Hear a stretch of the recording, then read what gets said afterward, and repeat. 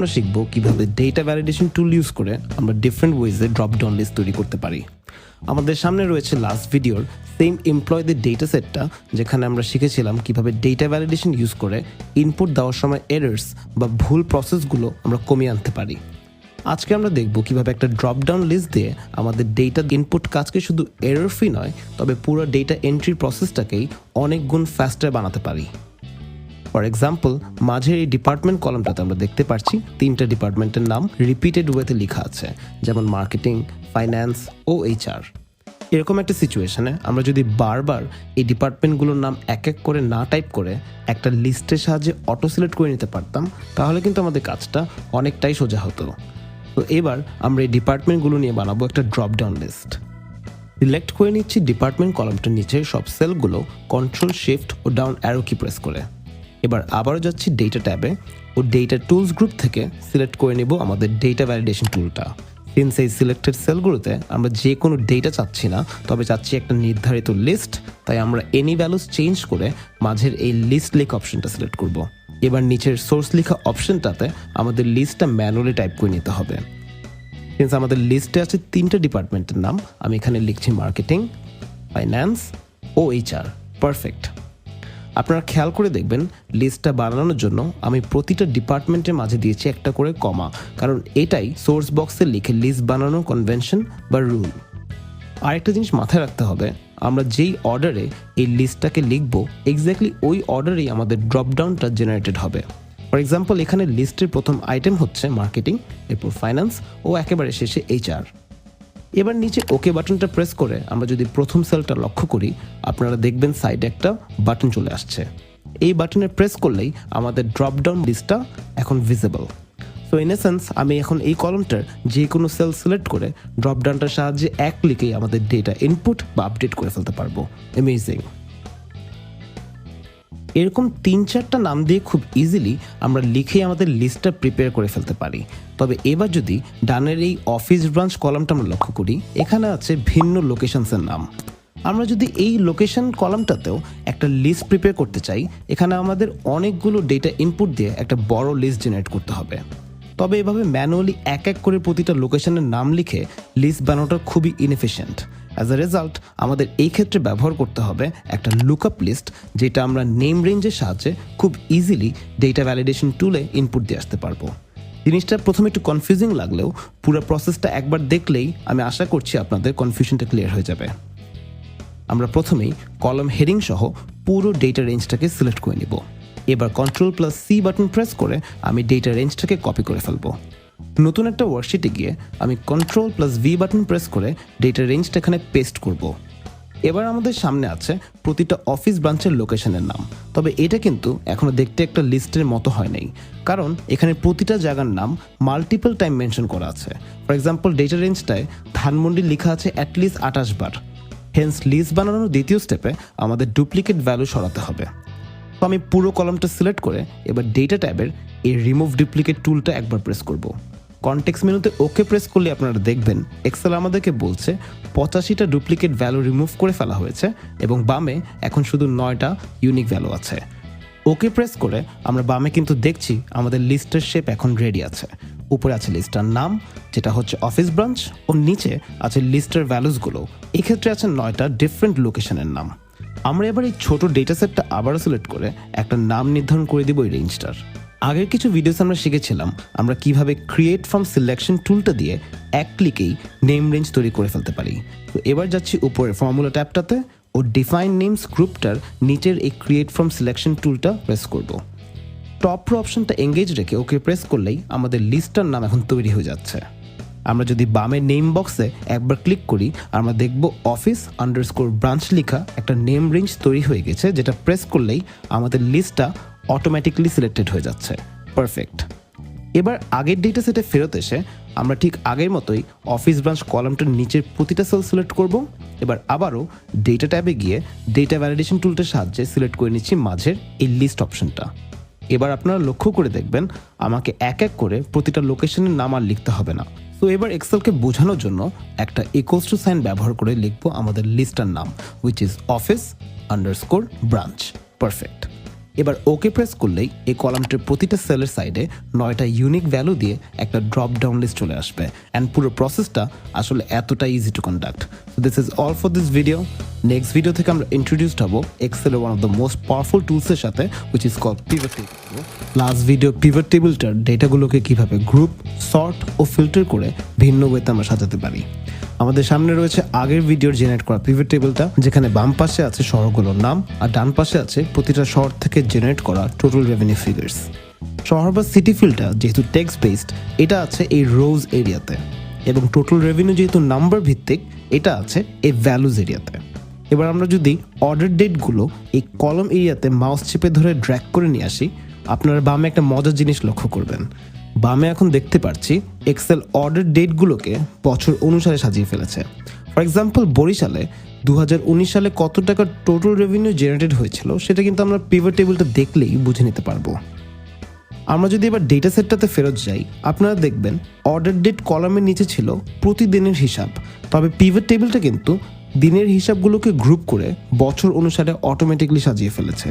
তো এইভাবে numeric data group করে আমরা অনেকভাবে ডেটা সেটকে সাজিয়ে নিতে পারবো। ফর এক্সাম্পল, এবার আমরা পিভট টেবিলটার একটা ইয়ার লেখা কলম সিলেক্ট করে উপরে এই অ্যানালাইজ ট্যাবটাতে যাব। অ্যানালাইজ ট্যাবে এই গ্রুপ লেখা অপশনটাতে আছে ডেটা গ্রুপিং করে কাজ করবার কিছু টুলস। ফর ইনস্ট্যান্স, আমি যদি মাঝের এই আনগ্রুপ টুলটা প্রেস করি, নিচে পিভট টেবিল অটোমেটিকলি এখন আবার দিন অনুসারে ডেটাগুলো সাজিয়ে ফেলেছে। ফার্দারমোর, আমরা যদি নিচের এই গ্রুপ ফিল্ড লেখা টুলটা সিলেক্ট করি, এবার এক্সেল জানতে চাচ্ছে আমরা আমাদের কলাম ডেটাগুলোকে কিভাবে সাজাতে চাই। আমরা কি ডেটাগুলোকে মাস বা দিন অনুসারে দেখতে চাই, নাকি কোয়ার্টার বা বছর অনুসারে দেখতে চাই। আমাদের কাছে অপশনস আছে অনেক, তো আমরা এবার সিলেক্ট করে নিব মান্থ ও ইয়ার লেখা অপশনগুলো, এবং ওকে প্রেস করলে নিচে দেখতে পারবো এক্সেল শুধু বছর দিয়ে নয়, প্রতি বছরের এগেনস্টে ভিন্ন মাস অনুসারে এখন ডেটাগুলো সাজিয়ে ফেলেছে। ফর এক্সাম্পল, এখানে 2017 সালের এগেনস্টে আমরা দেখতে পাচ্ছি প্রতি মাসের টোটাল রেভিনিউ, ডানে দেখতে পাচ্ছি 2018 data and so fourth. Amazing. এবার উপরের এই গ্রুপ অপশনটার ঠিক পাশে আছে দুটো ছোট আইকন। নিচের আইকনটার নাম হচ্ছে কোল্যাপস ফিল্ড, হুইচ মিনস এটা প্রেস করলে আমাদের ডেটা সেটটা এখন ছোট ও কনসাইজ হয়ে যাবে। উপরের আইকনটা হচ্ছে এক্সপ্যান্ড ফিল্ড, হুইচ মিনস এইটা দিয়ে আমরা আবারও আগের পজিশনে ব্যাক করতে পারবো। তো এই দুটো আইকন দিয়ে আমরা খুব ইজিলি যে কোনো সময় ডেটা সাজিয়ে নিতে পারবো। ডেটা গ্রুপিংয়ের পর এবার আমরা চাচ্ছি আমাদের ডেটা সেটের ভ্যালুসগুলো ছোট থেকে বড় ওয়েতে সাজাবো। ইন দ্যাট কেস আমাদের এই ডেটাগুলোকে সর্ট করতে হবে। সর্ট করার জন্য আমি গ্র্যান্ড টোটাল কলাম থেকে যে কোনো একটা ভ্যালু সিলেক্ট করে মাউসের রাইট ক্লিক বাটন দিয়ে এই নিচের সর্ট অপশনটায় যাব।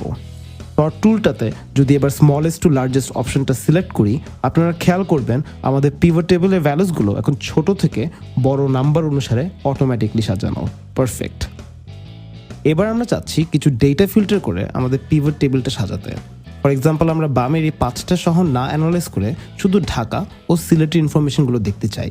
ইন দ্যাট কেস আমাদের ফিল্টার অপশনটি ইউজ করতে হবে। তো সিলেক্ট করে নিব রো লেবেলের পাশে এই ছোট প্লাস আইকনটা। এবার সিলেক্ট অল অপশনটা আনসিলেক্ট করে ঢাকা ও সিলেক্ট অপশনগুলো এঙ্গেজ রাখবো। এবার ওকে প্রেস করলেই আমরা দেখতে পাচ্ছি শুধু সিলেক্ট ও ঢাকার ইনফরমেশন। আমরা সেম কাজটাই উপরে কলম লেবেলগুলোর ক্ষেত্রেও করতে পারি।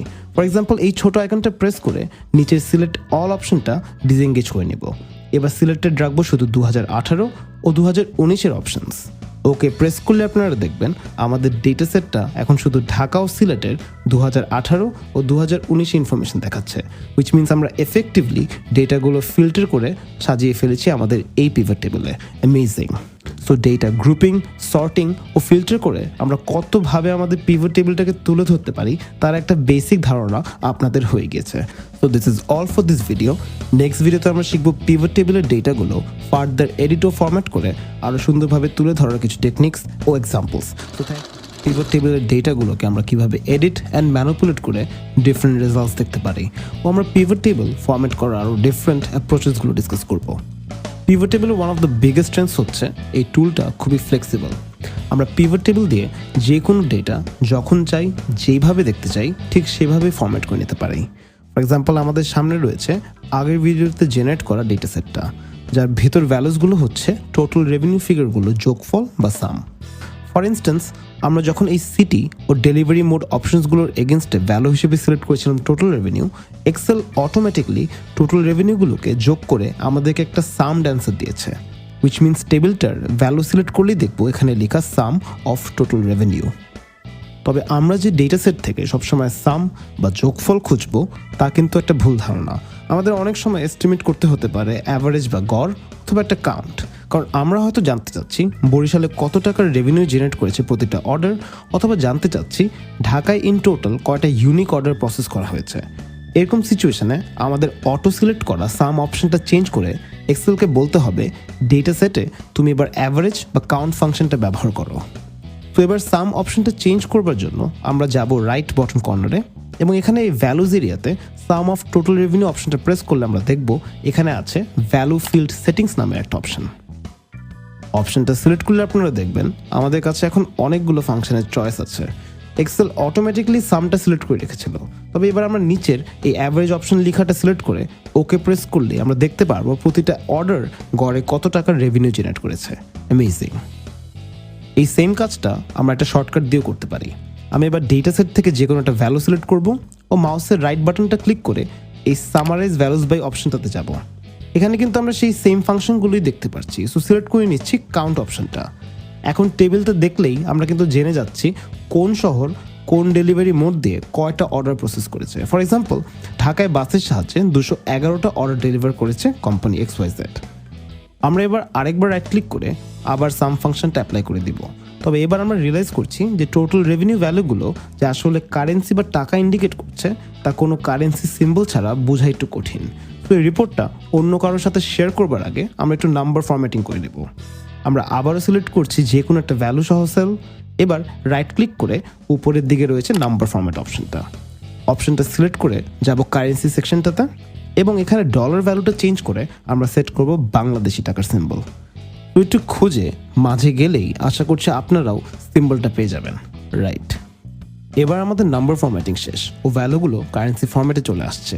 এই রাইট ক্লিক মেথড ইউজ করে আমরা আরও অ্যাডভান্স ওয়েতে আমাদের ডেটাগুলো ফরম্যাট করতে পারবো। ফর এক্সাম্পল, এবার সিলেক্ট করছি আরেকটা সেল ও রাইট ক্লিক দিয়ে সিলেক্ট করে নিচ্ছি এই শো ভ্যালুজ অ্যাজ অপশনটা। এখানে ডানে আছে অনেকগুলো অপশনস আমাদের ডেটাগুলোকে ডিফারেন্ট ওয়েতে রিপ্রেজেন্ট করার জন্য। ফর এক্সাম্পল, আমরা এবার সিলেক্ট করব এই পার্সেন্টেজ অফ গ্র্যান্ড টোটাল অপশনটা। এখন আমাদের ডেটাগুলো সব গ্র্যান্ড টোটালের একটা পার্সেন্টেজ আকারে চলে আসছে। ফর এক্সাম্পল, আমাদের টোটাল রেভিনিউ যদি হয় 100%, তার ভিতর বরিশাল শহরে বাস দিয়ে ডেলিভার করে আর্ন করে আনা হয়েছে 8.5% রেভিনিউ। আমরা এইভাবে গ্র্যান্ড টোটালের পার্সেন্টেজ না দেখে রো বা কলম ওয়াইজও অ্যানালাইসিসটা করতে পারবো। ফর এক্সাম্পল, এবার রাইট ক্লিক করে শো ভ্যালুজ অ্যাজ অপশনে গিয়ে সিলেক্ট করছি পার্সেন্ট অফ কলম অপশনটা। এবার এক্সেল প্রতিটা ডেলিভারি মোড বা কলমগুলোকে ধরছে 100% আকারে। যেমন বাস দিয়ে ডেলিভার করা ভ্যালুগুলো যদি হয় 100%, আমরা দেখব ঢাকাতেই শুধু 33% বাস ডেলিভারি হয়েছে। আর ইন আদার ওয়ার্ডস আমরা জানতে পারছি যে ঢাকাতে সবচেয়ে বেশি বাস দিয়ে ডেলিভারি করা হয়েছে। আমরা এবার যদি এই পার্সেন্টেজ ক্যালকুলেশনগুলো রিমুভ করে দিতে চাই, আমরা সিম্পলি রাইট ক্লিক করে অপশনটাতে ব্যাক গিয়ে একেবারে উপরের এই নো ক্যালকুলেশন অপশনটা সিলেক্ট করব। অ্যান্ড দেয়ার ইউ গো, আমাদের ডেটা সেটটা আবারও ফেরত চলে আসছে। অ্যামেজিং। আমাদের এবার নাম্বার ফরম্যাটিং নিয়ে একটা ভালো ধারণা হয়ে গেছে। তবে আমাদের টেবিলটার ভিজুয়াল ফরম্যাটিং বা লুকটা নিয়ে কী করব? আমরা যখনই পিভট টেবিলের কালার, ফন্ট ও ভিজুয়াল অ্যাপিয়ারেন্স চেঞ্জ করতে চাই, আমরা সিম্পলি সিলেক্ট করি টেবিলটার যে কোনো একটা সেল। এবার উপরে ডান দিকে একটা ডিজাইন ট্যাব চলে আসছে, যেটা প্রেস করলেই অনেক টাইপের পিভট টেবিল স্টাইলস আমরা সিলেক্ট করতে পারবো। তো এবার পিভট টেবিল স্টাইলস অপশনগুলো থেকে সিলেক্ট করে নিচ্ছি একটা ব্ল্যাক কালারের টেবিল। পারফেক্ট। আমরা উপরে এই বামের ব্যান্ডেড রো ও ব্যান্ডেড কলামস অপশন ইউজ করে হাইলাইট করে নিতে পারবো আমাদের রোজ ও কলামস। আর ফাইনালি একেবারে লেফটের অপশনসগুলো ইউজ করে আমরা চেঞ্জ করে নিতে পারবো আমাদের পিভট টেবিলের ভিজুয়াল লেআউট। আপনারা এই অপশনসগুলো অবশ্যই একটু ঘেটে দেখবেন টু সি কোন অপশনসগুলো আপনাদের নিডস বেস্ট স্যুট করছে। So this is all for this video. Next ভিডিওতে আমরা পিভট টেবিলে জেনারেট করা ডেটাগুলো আরও অ্যাডভান্সড ওয়েতে তুলে ধরবো পিভট চার্টের সাহায্যে। So thank you.